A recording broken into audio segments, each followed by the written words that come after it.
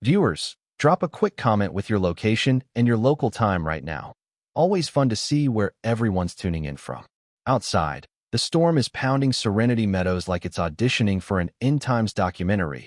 Rain sheeting sideways so thick it turns streetlights into halos. Well, it would, except those lights are gone. That's Carol Higgins's handiwork, HOA president, ambience aficionado, and apparently volunteer minister of darkness. 3 weeks in this paradise, and he's already learned sanity is optional here, but ridiculous. Oversized responses are practically a civic duty. The diesel light tower sits under a tarp in the garage like a secret weapon in a movie where the historians still argue whether the hero was brave or just delightfully unhinged. He drags the tarp off with the reverence some people reserve for opening a rare bottle of wine.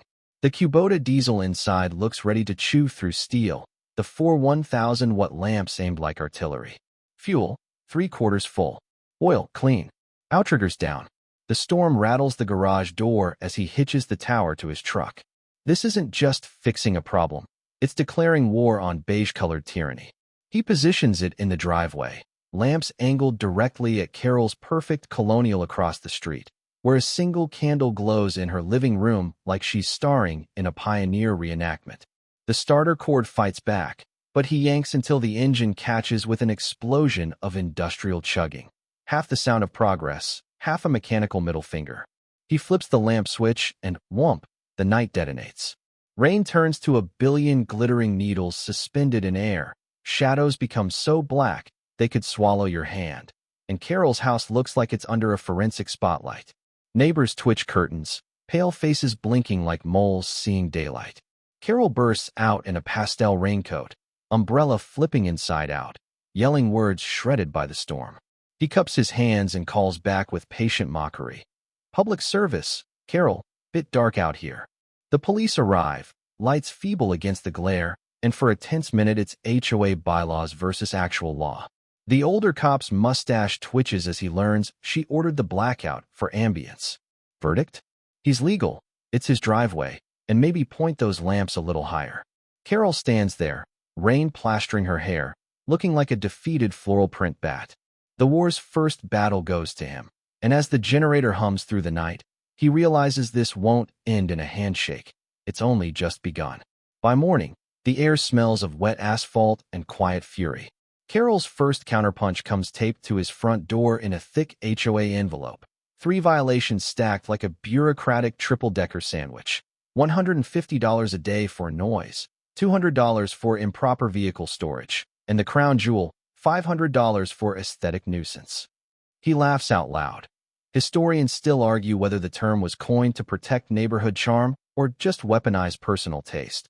But there's nothing funny about an $850 overnight tap. This isn't about rules anymore. It's a siege, and he's ready to dig in. He calls Dave, his electrician, and Mike, his landscaper, turning the driveway into a war room under the watchful hum of the diesel beast. Dave pats the light tower like it's a prize hog. Mike eyes the yard like a sculptor sizing up marble. Permanent version, he tells them. Quiet, beautiful, perfectly legal, but bright enough to make the streetlight obsolete. Dave's eyes light up. He loves a project with just enough malice baked in. Mike sketches tasteful low-voltage LEDs hidden in mulch beds, path lights along the walkway, uplighting for the oak tree that could double as a beacon for incoming aircraft. All of it dark sky compliant on paper, but angled just so to spill safety right onto the public sidewalk. While materials are ordered, he goes on the offensive. The printer hums, spitting out Carol's original email about nocturnal fauna, the police's verbal blessing, and copies of the violation notices, fines highlighted in defiant red. He goes door to door, skipping the clipboard and fake cheer, just handing neighbors the truth. Mr. Henderson, cardigan buttoned, smiles wide, and says his wife felt safe for the first time in weeks with that tower blazing. The nurse across the street, exhausted after 11 p.m. shifts, is livid that Carol created a pitch-black gauntlet for her walk home. Even the couple with the pristine minivan, who'd glared the night before, read the packet and nod. This is a safety issue, plain and simple. By sundown, he's built a coalition. People are talking on porches again, not about lawn height or mailbox uniformity, but but about the absurdity of plunging a street into darkness during a storm. That's when a neighbor calls, breathless. Carol's convened an emergency HOA meeting at the clubhouse, agenda laser-focused on punitive measures for covenant violations at Lot 42. She thinks she has the votes to crush him in public. He hangs up, glances at the generator, still chugging like an old warhorse, and smiles. Public forum? Perfect. If Carol wants a stage, he's going to bring the lights. The clubhouse smells faintly of burnt coffee and disinfectant, folding chairs in neat rows under buzzing fluorescents. Carol stands at the podium, khaki-clad and gavel in hand, delivering a speech so polished it could pass for a courtroom drama. He's painted as a disruptor, a man who brought industrial chaos into their serene haven. Her front-row loyalists nod solemnly. He waits, hands in pockets, until she invites him to speak, calling him Mr. Thompson like they've never shared a property line.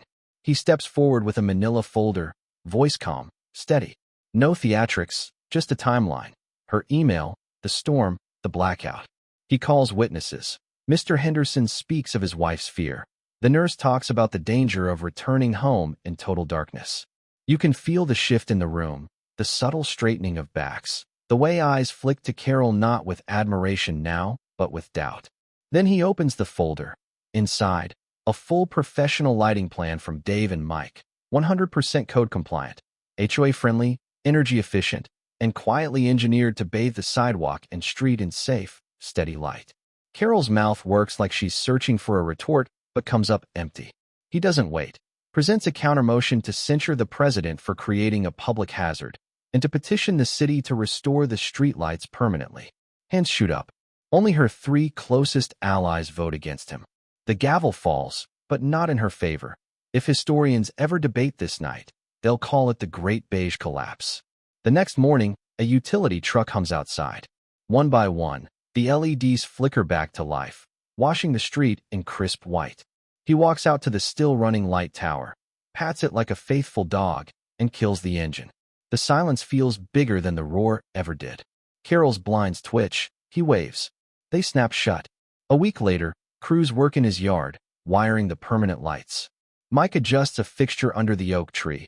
Dave grins from the electrical panel. That evening, he flips the new switch. Warm, clear light transforms the house into something out of a design magazine, the street into a safe, inviting lane. Through the grapevine, he hears Carol's resigned, personal reasons noted. The nocturnal fauna? Seemingly unaffected. And so the man who came to Serenity Meadows for quiet finds something else.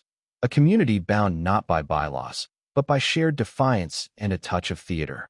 Sometimes it just takes 4,000 watts, a storm, and one very determined neighbor to remind people they're better together. The wind down begins as the day fades into an amber dusk, every lamp along the block casting its own quiet halo.